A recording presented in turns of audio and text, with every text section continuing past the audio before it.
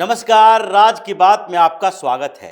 रणनीति, स्ट्रेटजी जिसकी जितनी बेहतर होगी वो विजेता होगा। जो रणनीति बनाने में नाकाम होगा वो हार का भागीदार होगा। ऐसा तो होना ही था, क्योंकि जिसकी रणनीति में निगेटिविटी भरी हुई है, नकारात्मकता है, उसके अंदर भी नकारात्मक ऊर्जा का प्रवाह होता है। ऐसा विपक्ष के अंदर दिख रहा है और इसलिए भारतीय जनता पार्टी, पीएम मोदी, अमित शाह ने जो स्ट्रेटजी बनाई उसके कारण 12 विपक्ष के बड़े नेता हाउस अरेस्ट हो गए। हाउस अरेस्ट मतलब उनको अपने ही किलों में ऐसे कैद कर दिया गया कि ये जो इंडी अलायंस बनाने का इन लोगों ने संकल्प लिया, जो इंडी अलायंस के नाम पर एक नया नैरेटिव क्रिएट करने की कोशिश की, वो अलायंस बिखर कर रह गया, खत्म हो गया।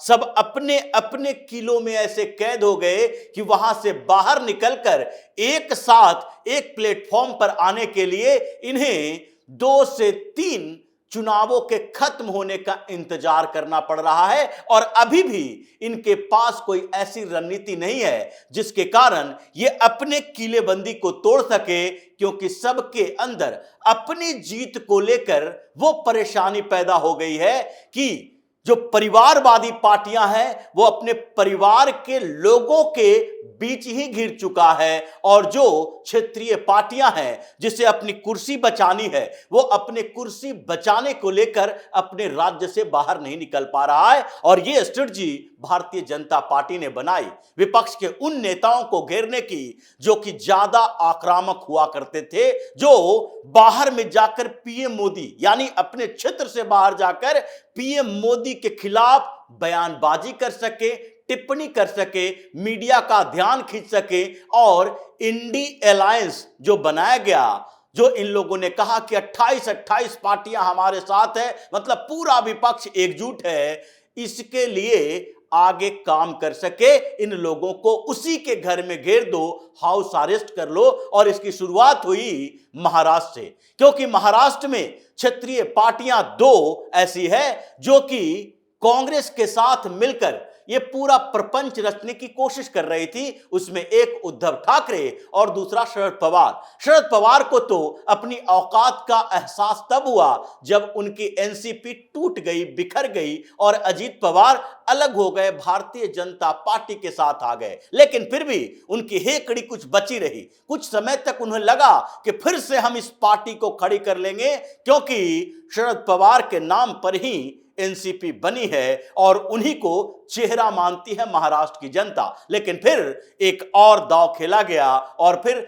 अजीत पवार ने अपनी पत्नी सुनेत्र पवार को वहीं से खड़ा कर दिया जहां से चुनाव लड़ रही है सुप्रिया सुले। यानी कि अजीत पवार और शरद पवार के बीच ये जो जंग था वो अंतिम रूप पे चला गया। और फिर शरद पवार को लगने लगा कि सबसे पहली प्राथमिकता जो है वो सुप्रिया सुले को किसी तरह से जिताना है, क्योंकि इस बार अगर सुप्रिया सुले बारामती से हार गई, वो पूरा क्षेत्र अजीत पवार के पास चला गया, तो ऐसे भी पार्टी तो हमारे पास बची नहीं है।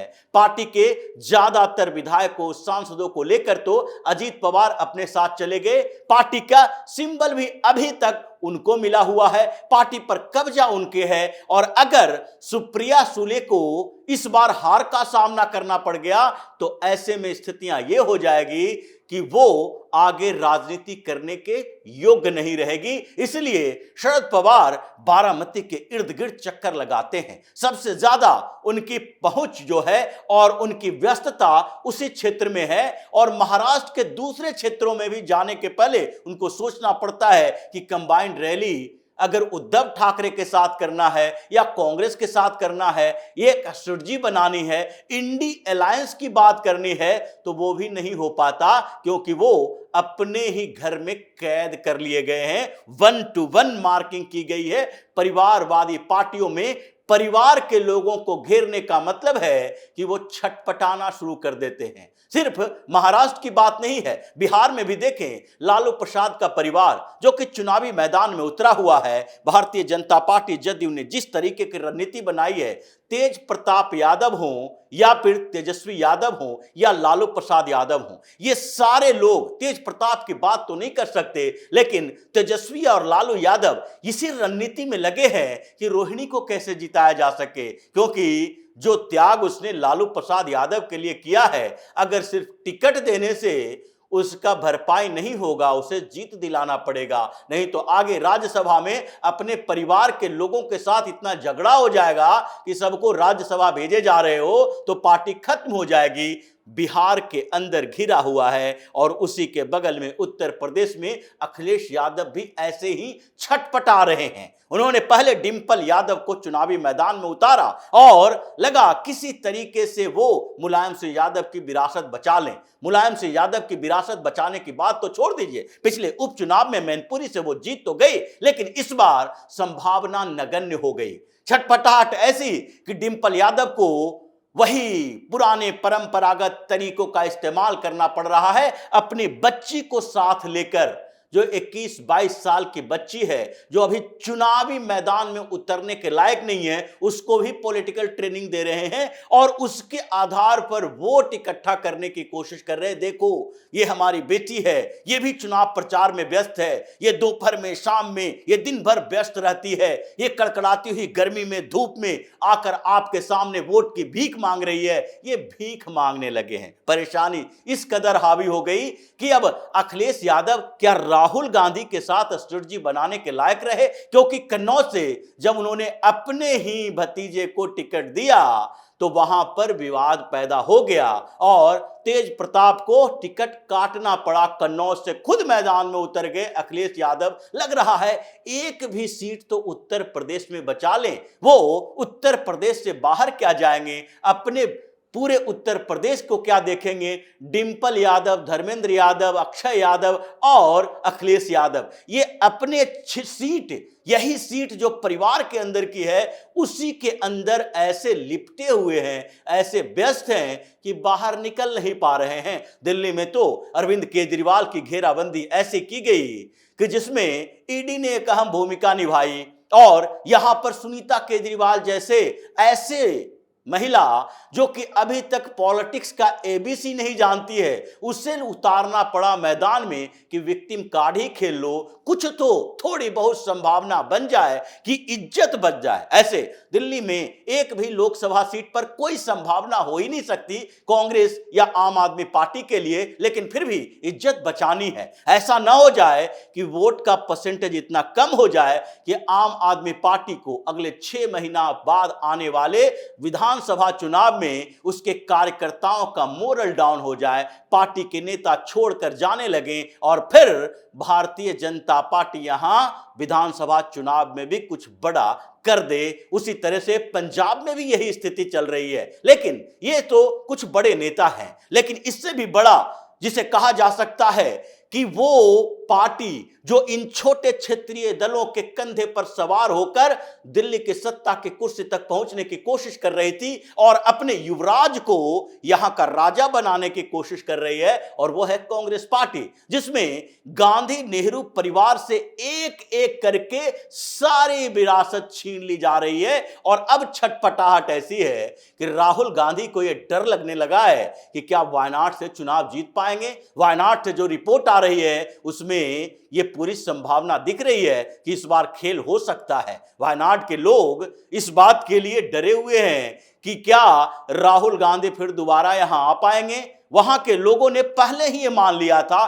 क्योंकि एनी रजा ने भी कहा था वायनाड का चुनाव खत्म होने दो, केरल के चुनाव खत्म होने के बाद राहुल गांधी उत्तर प्रदेश भाग जाएगा। और एनी रजा से किसी भी मुस्लिम को दिक्कत नहीं है। वामपंथी पार्टियां या फिर कांग्रेस, ये दोनों पार्टियों के साथ जो कहा जाए तो वहां के मुसलमान समान रूप से जुड़े हुए हैं। मौका देखते हैं कि इन दोनों में किसे हम जिता सकते हैं। कोई किसी से दुश्मनी, शत्रुता नहीं है। जैसे भारतीय जनता पार्टी के खिलाफ सारे मुसलमान एक होते हैं, वैसी स्थिति नहीं है। और इसलिए राहुल गांधी छटपटाहट में है। अमेठी छोड़कर भाग गए, रायबरेली पहुंच गए। रायबरेली को बचाने के लिए अब प्रियंका वाड्रा सारे चुनावी प्रचार रोक देंगी। अब वहां पर कुछ समय तक इन लोगों को रहना पड़ेगा, क्योंकि गांधी नेहरू परिवार की सारी विरासत तो धीरे धीरे पीएम मोदी और अमित शाह ने छीन ली है। अमेठी अब गांधी नेहरू खानदान से मुक्त हो चुका है। वहां इन लोगों ने मजबूरी में अपने एक वफादार केएल शर्मा को टिकट दिया है, लेकिन वो गांधी नेहरू परिवार का तो नहीं हो सकता। और रायबरेली में भी कुछ ऐसी स्थिति है। हर जगह पर जो ये बड़े बड़े धुरंधर अपने आप को कहते थे, उसकी किलाबंदी ऐसे की गई है कि अपने क्षेत्र से वो बाहर नहीं निकल पा रहे। और ये अमित शाह और पीएम मोदी की प्लानिंग थी कि 1-to-1 मार्किंग करो। ये कह रहा है कि हम एक टीम बन के आगे आएंगे, सारे लोग मिलकर सभाएं करेंगे, रैलियां करेंगे, रोड शो करेंगे। इन लोगों की औकात बताने का सबसे बेहतर तरीका यही है कि 1-to-1 मार्किंग करो। जो बड़ा नेता है, जो अपने परिवार के लिए पार्टी चला रहा है, उसके परिवार को घेर लो। ऐसे वहां पर जाल बिछाओ कि वो अपने क्षेत्र से बाहर निकलने के लिए छटपटाए, निकल ना पाए, तो फिर दूसरे का सहयोग कैसे कर पाएगा। यही वजह है कि आज इंडी अलायंस के कोई भी नेता एक दूसरे के साथ नहीं दिखता।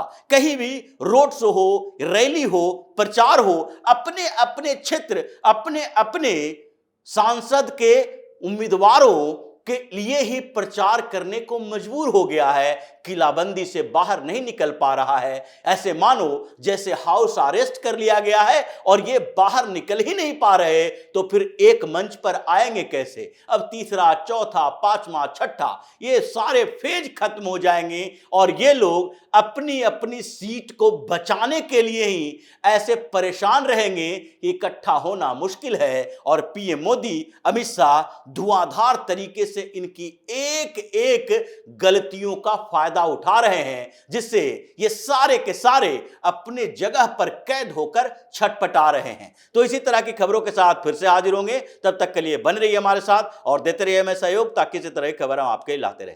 धन्यवाद।